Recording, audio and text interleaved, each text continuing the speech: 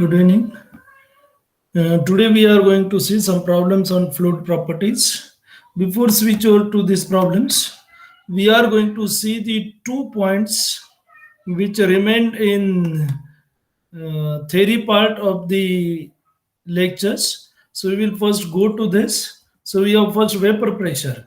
So liquids have tendency to evaporate from liquid state to gaseous state, and thus that is known as vaporization. So whatever liquid molecules are on the surface of the uh, liquid, then that has tendency to vaporize at certain temperature, and that is known as vaporization.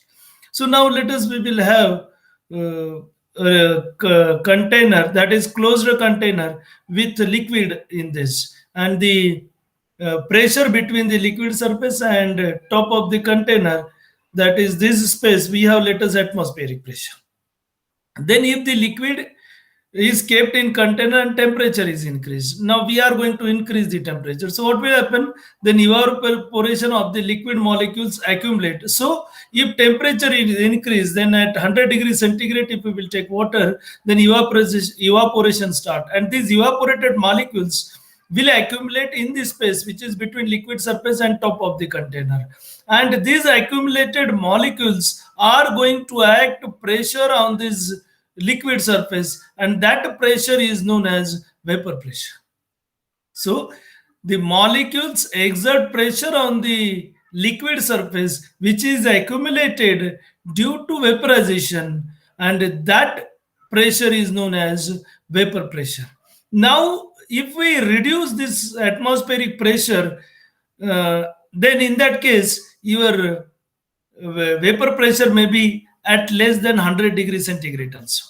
And then second part, we have cavitation. Now this cavitation occurs due to bubbles formed at low pressure and collapses at high pressure. Means if we will say a flow system and your liquid is flowing through this, and let we have this region where we have very low pressure, and we have region where we have very high pressure. Now when liquids are moving through this, then at low pressure bubbles will form, and these bubbles will move with the liquid, and when it will at high pressure region, then these bubble collapse, and due to collapse of this bubble, high impact pressure is there, and due to this high impact pressure your material, adjoining material may erode, and to avoid this, these regions will not be allowed in your flow system. So liquid flowing from low pressure to high pressure forms bubbles which will collapse at high pressure, will develop high impact pressure which may erode your adjoining material. Then we have problems. So now we have three formulas. So we have first formula, sigma is equal to PD by 2, which is for jet, water jet. Then we have sigma is equal to PD by 4, which is for droplet. And then we have third formula, which is sigma is equal to PD by 8, which is for bubbles. Now their derivation already we have seen in theory.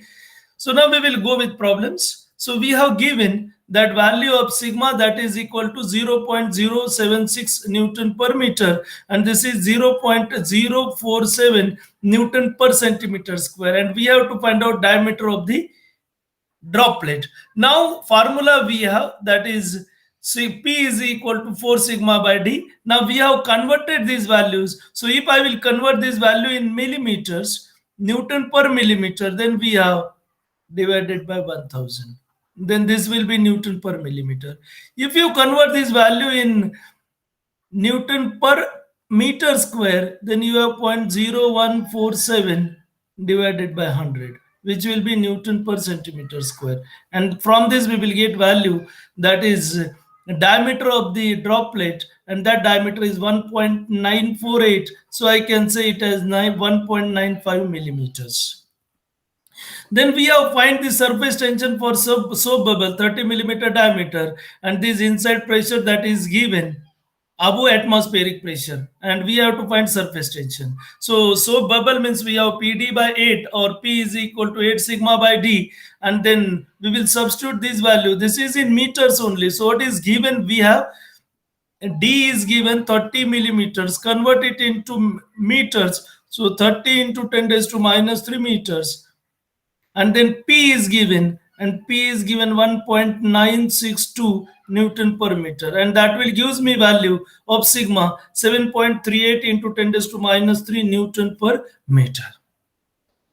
Then we have next problem where we have that pressure. Surface tension of water is given 0.072 Newton per meter, and diameter D is given 0.02 millimeters. So now if we will write down the given data, then we have sigma is equal to 0.0725 Newton per meter, and diameter is given 0.02 millimeter. Convert it into meters, 0.0.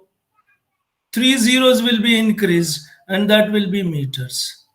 And then substitute formula, that is droplet is there, so 4 sigma by D, and then if we will substitute this value for P, so we have this will be sigma value, and then we have this will be D value, gives me 1.14500 Newton per meter square. But atmospheric pressure is given 10.32 Newton per centimeter square, so we have converted 1.45 Newton per centimeter square. So this P value, this is excess of outside pressure, which is atmospheric, and therefore inside pressure we will get that 10.32 plus P, and that value we will get that as 11.77 Newton per centimeter square. Now we have the next problem, which is for capillary rise. Now we have formula for this, that is H equal to 4 sigma cos theta divided by rho GD. And for both rise and fall we have same formula. Now 4 sigma cos theta divided by rho GD, and in this theta for water and glass we have 0 degrees, and theta for mercury and glass given is 128 degree. So we will put these values, and then we will get rise and fall. Whenever we have adhesion predominant, then in that case we have rise. And when we have cohesion predominant, and when cohesion is predominant, we have fall. And then now we will go with this H equal to 4 sigma cos theta upon rho GD, and we will substitute the value. What are the values given? So for first water, we have value of sigma. Water, value of sigma is given 0.0725 Newton per meter, and value of D for all, this is given as 3 into 10 raised to minus 3 meters. Then theta for water and glass we have 0 degrees. So rho G 1000 into 9.81. So this value we have 9810. And then substituting these values, we are going to get value of H, that is equal to 9.83 into 10 raised to minus 3 meters. Or I can write it as 9.83 millimeters. So likewise we can find the values that is in millimeters also, by converting it into from meter to millimeters. So now here we have change only. So here if we will see, value of sigma is given 0.52 Newton per meter, and D we have same, and value of specific gravity for water we have actually 1 into, I can say, and here we have 13.6, and from this we are going to get this value, that is minus 3.2, minus that shows we have fall, and that we can write 3.2 meters. That is fall with this one. And then we have one, these are the problems which are related with your rise, fall and capillary rise. Other problems we have already covered in first 2 videos. So we will stop here only. Thank you.